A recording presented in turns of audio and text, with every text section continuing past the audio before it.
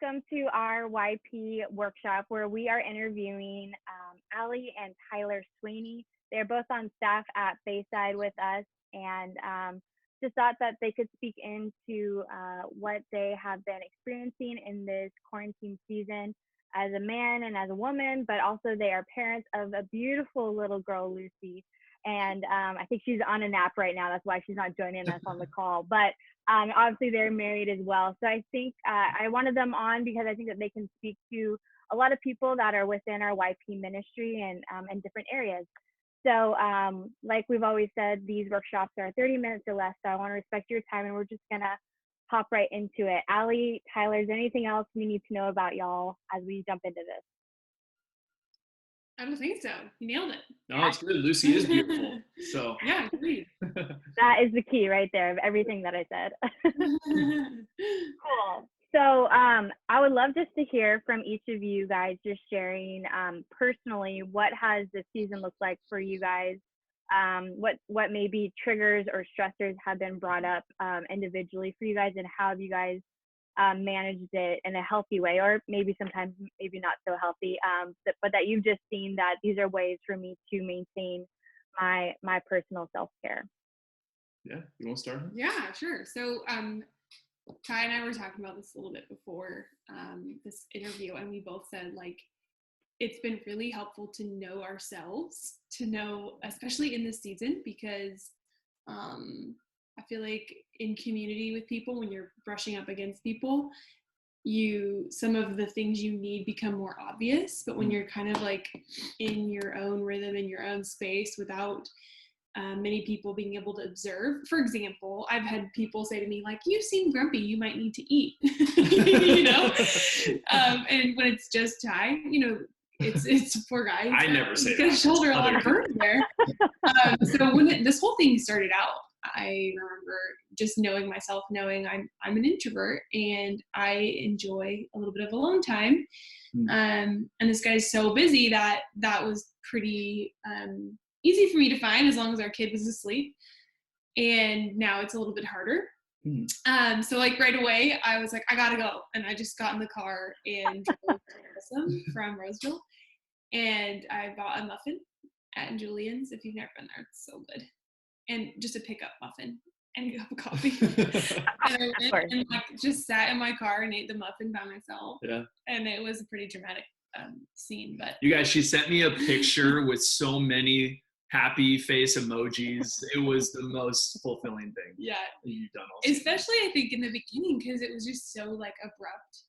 Yeah. And like everything felt new. And I told Tyler, I was like, I'm on YouTube all the time trying to figure out how to do just like basic things for my job.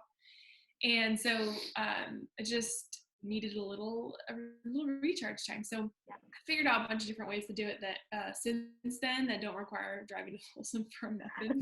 But not like a terrible idea. It's not. But yeah. So question with you, Allie, on that. Was that hard for you to, like, you know, being an introvert, to say like, I need my alone time, I need to get away for a little bit? Yeah, it's definitely hard with a kid. Because like, especially when she's awake, when she's asleep, I'm like, I don't feel as guilty, I guess. But yeah, I think there's just like a little bit of guilt that comes with choosing to like be away from her. I already have that for choosing to work, you know? And then on top of that, like choosing to be away from her because like I need to recharge just feels very like greedy. And I definitely have to convince myself, like, okay, if you're recharged, you're gonna be a way better, you know, mom to her when you're with her. So I actually think the moment when I drove, she was asleep and about to wake up. But yeah, that's definitely tough. It's like choosing moments that are gonna be good for your well-being, but might require people you love to sacrifice having you.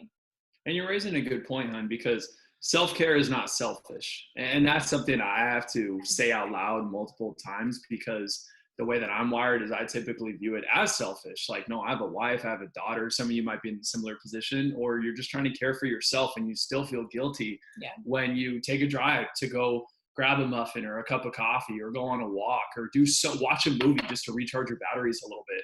But the reality is, if you're not being poured into, you'll have nothing to pour out to others. And Kelsey, that's one of the reasons why we love what you're doing here so much, is because there's a big difference between self-care and self-indulgence, right? Self-indulgence might be, oh, I'm going to binge watch a whole Netflix season all night, which is pretty common practice in COVID right now, right? Like a lot of people are doing it. Yeah. And there's, one-off times where you just need to relax and you can do it in a different way.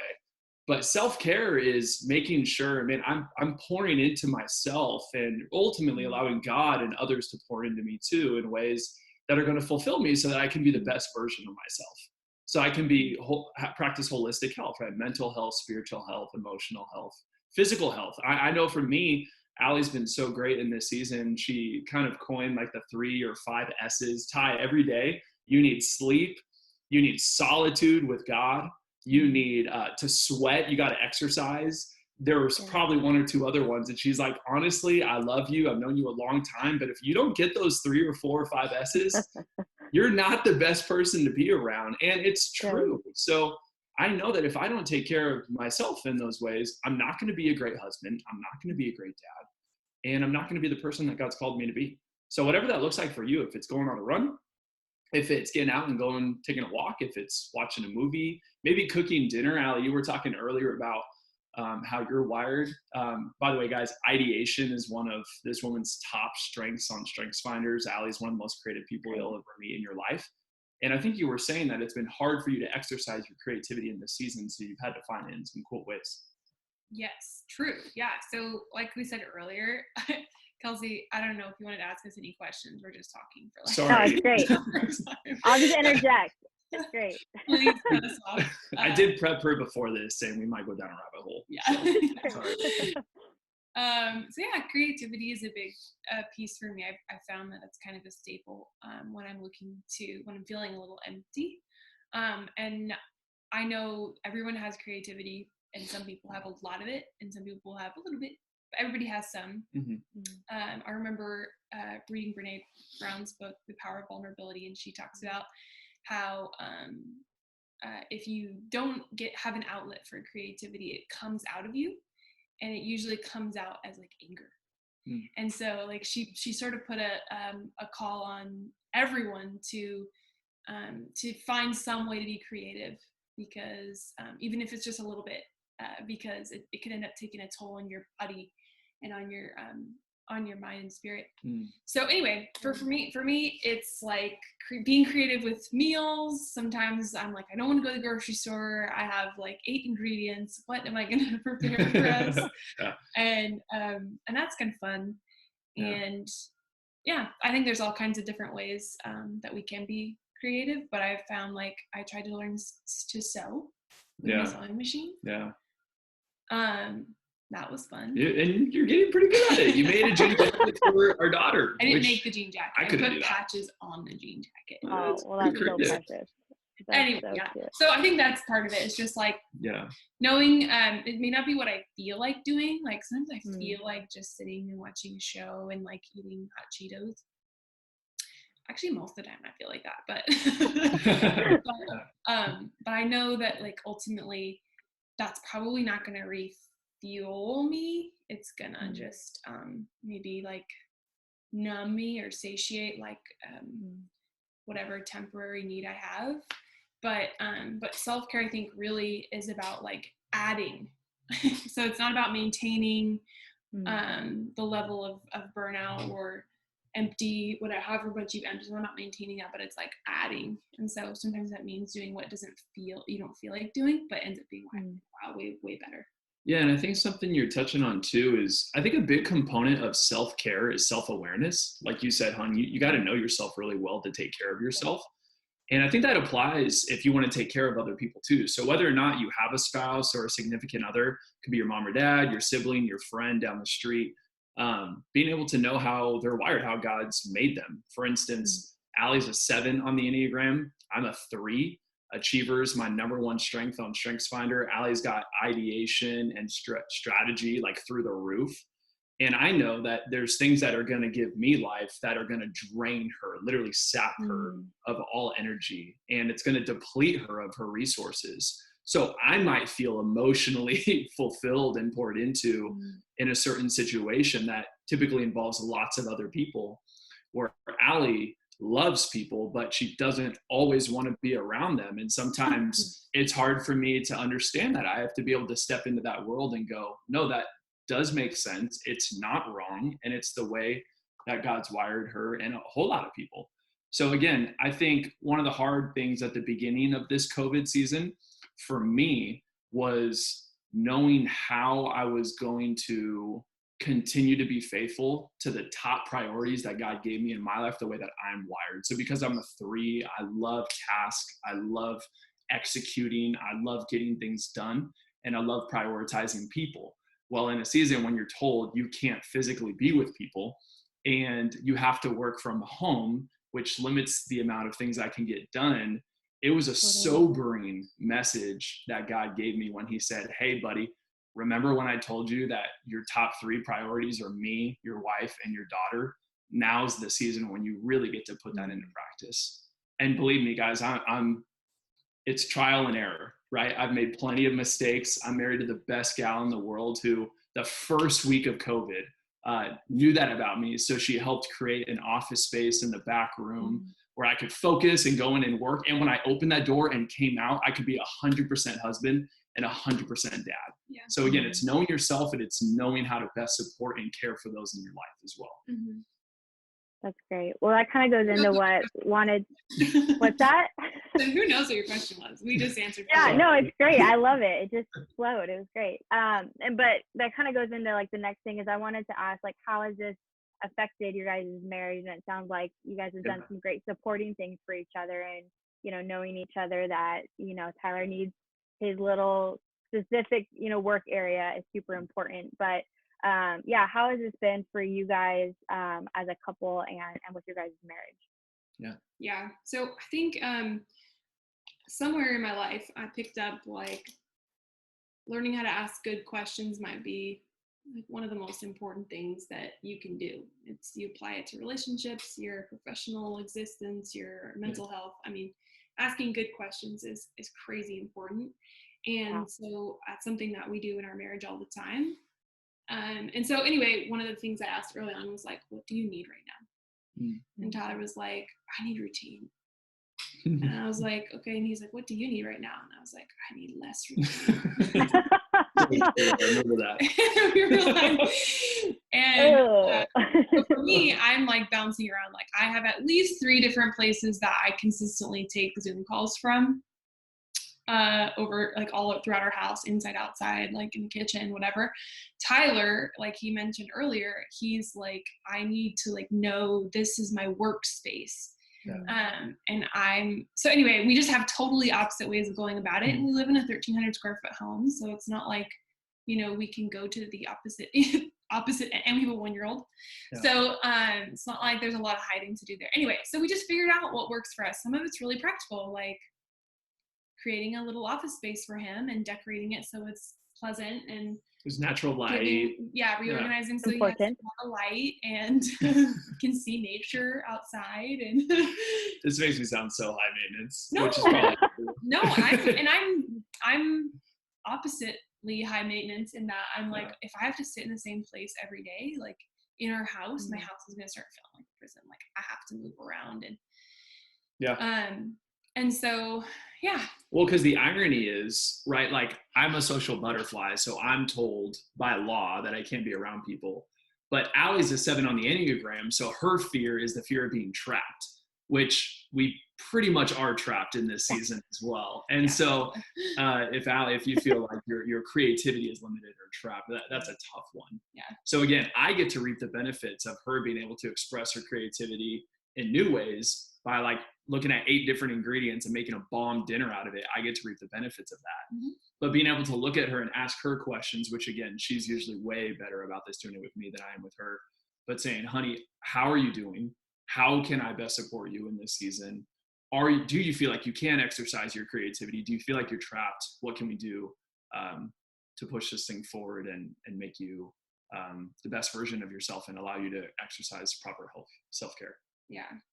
So I think about our marriage, I think it's the first month, I'm sure this must be consistent for most people, but the first month was just kind of rough. Yeah. Like, we're fortunate enough that my boss is like our therapist also. He's a pastor at Bayside, and so he pastors us, which is a pretty amazing benefit to being on staff at a church.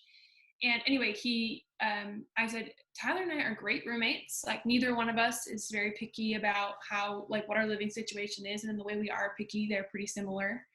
We're really good friends. Like, we've known each other for, 16, more than half of our lives. Wow. We've been together for dating for more than half of our lives, or married. And this is still so hard. We have great communication skills. I want to say, I think we have pretty good rhythm set up for how to sense each other when we're off and how to approach that. I think early on I was like, okay, we keep getting snippy with each other. Like, what's something we can say that's going to be unoffensive, but it's going to alert the other person to the fact that we're getting snippy, if you don't know what snippy is, I don't know any synonyms for it. Short, impatient. It's like just bickering. Saying I don't things know. you regret. Yeah, but we said we were gonna say scorpion. Yeah, that's our word that means you're being rude. That's so funny. But yeah, we never did it. It was just a good idea at the time. Maybe one time I did it, but I have learned that saying what's wrong, you're acting funny, is a terrible choice. If I say that to Tyler, it makes it worse. So I can't be you're being grumpy. I have to find another way. So I tried scorpion. But anyway, I would say the beginning was rough. I think we've learned some rhythms that are really helpful. Some of that is just, what do you need? What would be fun for us? I think dreaming is important. Mm-hmm. So just not staying stuck in this season, but sort of dreaming about the future. And having fun, getting out of the house and going on walks. We live really close to Maidu Park, and that's one of our favorite spots. We don't want home to feel like a prison. We don't want home to become this place where it's just all about work and we're stuck and we can't get out and about. No, there are creative solutions and outlets that we can exercise. Yeah. I think as far as our marriage is concerned too, God at the beginning of this season and still today, but really in the first couple of weeks of COVID, really exposed my selfishness. I remember I was sitting in our blue chairs, and we call those our blue chairs because we like to have coffee there in the morning. And they're blue. And they are the color blue. And I remember sitting there and I just kept thinking gosh, this is so hard. I can't do this. I can't do that. And I feel like God just told me, he's like, bro, do you feel like it's any different for Allie? Do you feel like you're the only one in this position? It's sunshine and rainbows for her and she's got everything she wants. No, this is just as hard for her as it is for you. I need you to take care of her. And that was a real eye opener for me, where I just went, you're right, God. I need to start asking her more questions. I need to start thinking about her above myself. Mm-hmm. You told me that from the beginning, but somehow along the road in this last season, I lost that. And so again, we're far from perfect. I'm far from perfect, but again, checking in with each other, healthy communication are some of the practices that we're trying to implement. And date night. And date night. We love date night. And it becomes easy, especially in this season, to push that aside. We didn't get it this week. We'll get it next week. No, sometimes you got to fight for it. So we know tomorrow night, Friday night, that's our date night. We're going to run a movie. We already know the local restaurant we're going to support. There's actually this Indian restaurant right down the road from us called Meffel. If you guys like Indian food or haven't tried Indian food, please go to Meffel. They're just some great people. We know them really well. Yeah. We know they're a local business that's struggling, so we like to support them. But that's just a fun way for us to keep practicing a healthy marriage. That's great. That's one of the things that I was going to ask, was how you guys are keeping that schedule, not just a work day schedule, but some of those things. Is that something where you're literally having to put it on the calendar, or communicate that ahead of time? Or because I feel like sometimes when we're just at home the whole time, right, it can just be easy to be oh, well, what's the next thing, and things kind of just bleed into each other more than okay, tomorrow night's date night, and setting that side of time. We actually do have it in our phones, but one of the things that Allie started a while back was like on Sunday afternoon or Sunday night, she'll ask me like, hey, can we just talk through the schedule for this week? And typically that's where we go, okay, if date night's Thursday or Friday, like what food do you want to have this week? What do you want to do at home? Like when we put Lucy to bed, let's plan something fun and make it both spontaneous, but something that we are planning at the same time. So there's a good balance there, I think. Yeah. So Tyler would probably rather have it scheduled and predictable, and I would like to change the night that we have date night every week. She brings it up on Sunday for me. So it's a good way that she loves me in that moment. That's sweet. That's but good. So I think for us, like it definitely flexes. Sometimes it changes when we have it, but and then the quality of what we do. We've had like more bonfires outside together. Well, we had 2. It's been kind of warm. Yeah, it's been a little warm, but more than we did like a spa night one time with like face masks, and we gave each other back massages. So nice. Like a charcoal face mask that dries on. I heard those hurt. No, it's the peel off kind. It's like the wash off kind. Oh, okay, good. Because I was like, I've seen horrible videos of those. Yeah, scary. No, we're not. Allie did it first by herself when Lucy was awake, and it freaked her out. Yeah, oh no. Yeah. Anyway, that's poor baby. That's so funny. Well, speaking of your little beautiful girl, speak to just for a minute, like being a parent in this season, because I feel like that just went to like 5th level Jumanji right there, just having a kid alone, right? And you guys are working from home. You both are, correct? And so, to speak to the parents out there that are in your same situation, and what has that been like? Has it been really easy to be on a short leash with her because you're with her all the time compared to, usually you're at work or, things like that? I think there's some definite blessings and benefits in this season. The first one, she's like 13 months right now. So we've literally been able to see her take her first steps and progress through like standing on the couch and taking 2 steps to now like walking up, hands in the air, kamikaze around the kitchen. Wow. And she's got a lot of bumps and bruises along the way, but that's been so fun to be able to have some extra time with her and to be able to see those early stages of development.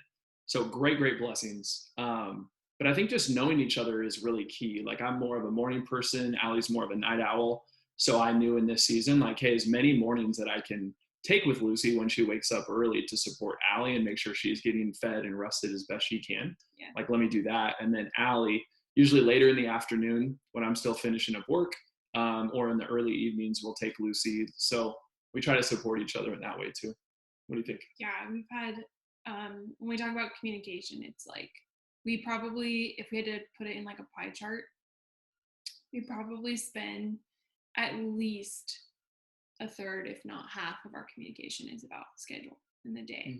And like, I think it probably gets worse as the kids get older, because like they're just with us right now, but or she's just with us right now, but that's a big piece. It's just like, okay, she needs to eat at this time, she naps at this time, like blah blah blah, who's gonna take her then, who's gonna put her down, and we divvy it up, and we try not to keep score. I think that's a big thing to like mention, is it's not like sometimes we do, I put her down last night and you want to do it tonight. We pretty much alternate on naps and stuff like that and bedtime.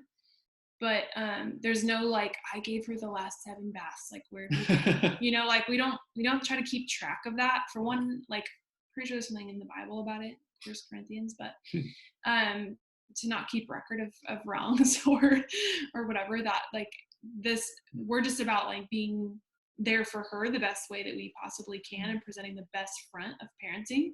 And we have no idea what we're doing, but I think like the best thing we can do is like provide her best option. So if that means that Ty, like he's like, I have like a little bit more work to wrap up, can you put her down? Yeah, totally, because it's what works best for us and for her. And so anyway, and vice versa, if you have a meeting that you need to host for groups at 6 or 7, I need to lean into that too. Yeah. And I would have to say this too, and this isn't really advice so much as it is bragging, like Tyler's an amazing dad, and like, so if you can get one of those, that'd be great. That's really kind. Allie's an incredible mom. Thank you, that's good. Anyway, no, let me finish. Okay. So the point is that like, I do feel like typically in like the roles that we play. Like the woman sort of would take on 100%, you know, with no reluctance. And I don't mean to generalize, because obviously every relationship is different, but a lot of times like the mom is like, I'm responsible and I will let you take part of it, but I'm responsible for all of it.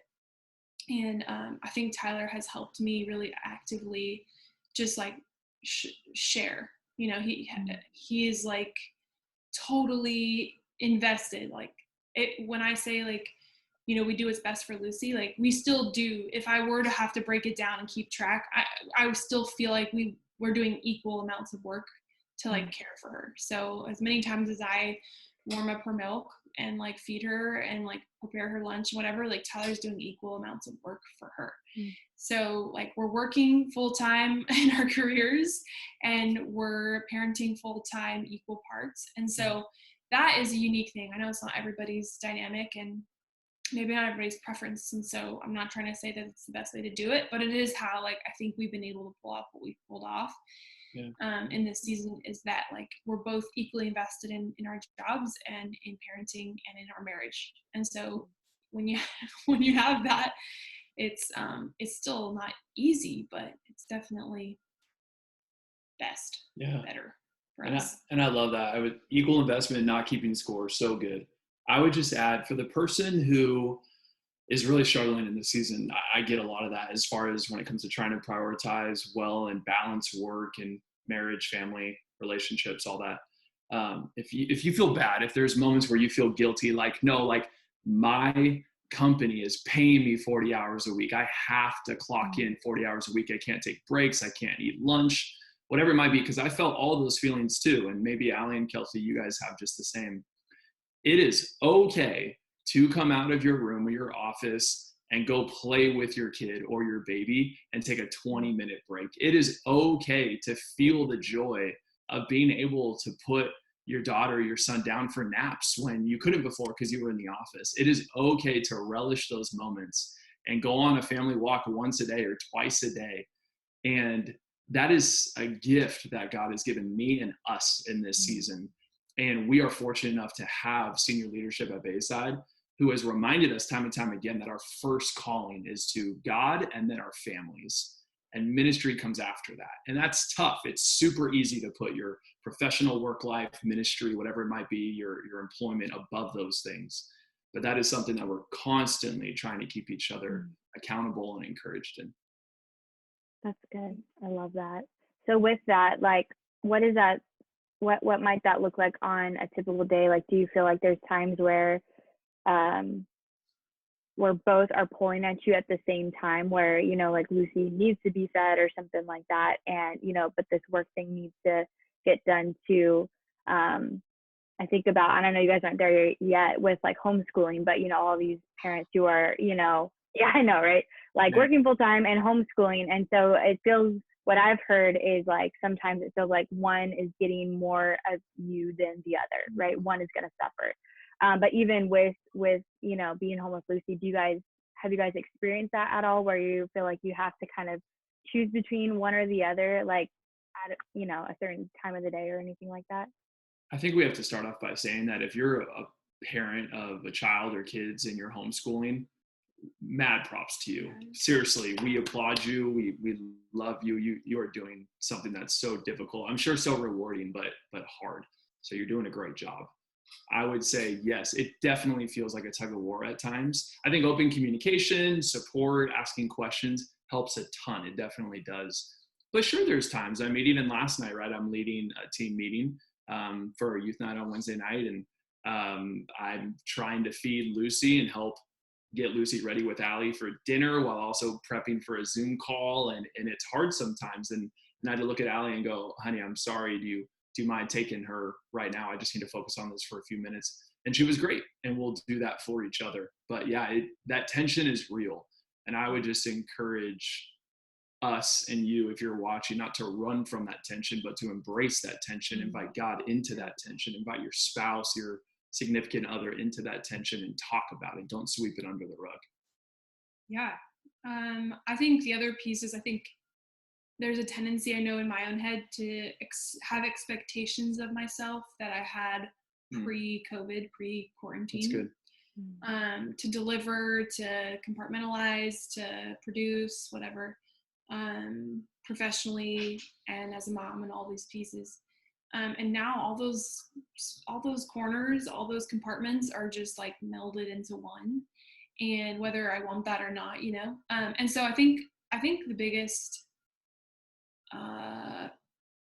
piece of advice, or I guess lesson I've learned, is like just sacrifice expectations. Just let them go.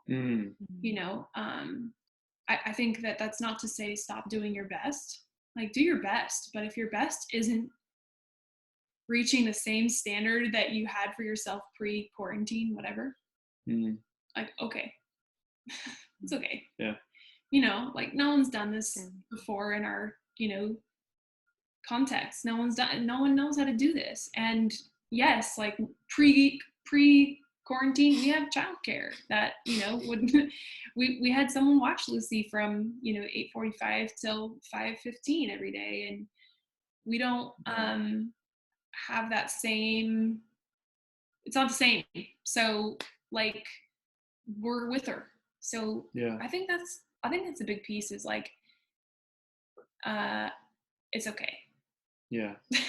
It's okay to like be super distracted, and it's okay to have days where she interrupts every single call and you have to mute it, and you have to reschedule your meetings and appointments or whatever because she's extra, you know, she's teething or whatever. And I think like I've had to come to a point with myself too where I'm like, okay, like, and my boss is pretty amazing. Like I said, he's a pastor. And he's just been like, you have to be a mom. Like, you don't get to stop that. You don't get to turn that off. And you couldn't really if you wanted to anyways, because your kid's just there. So I guess that's a big piece for us, where it's like, at the end of the day,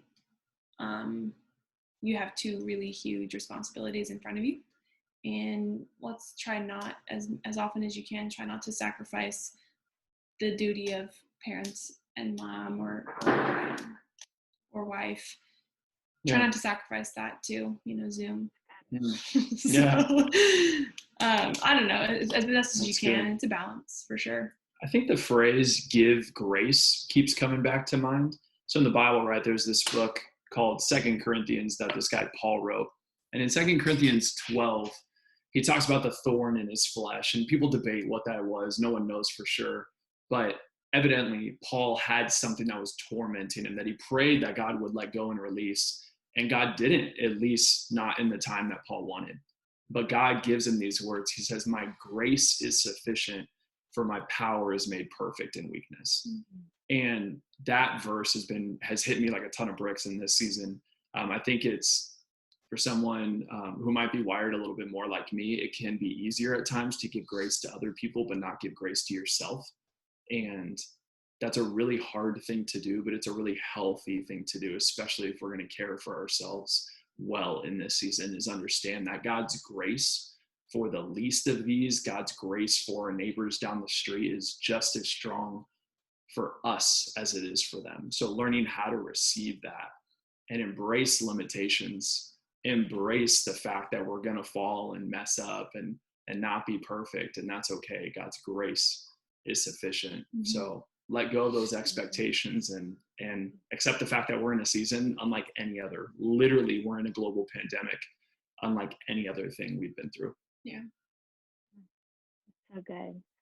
Well, I want to wrap up our time to get together today. Is there anything else that you guys want to say about anything before we close up here? I don't know. You nailed it.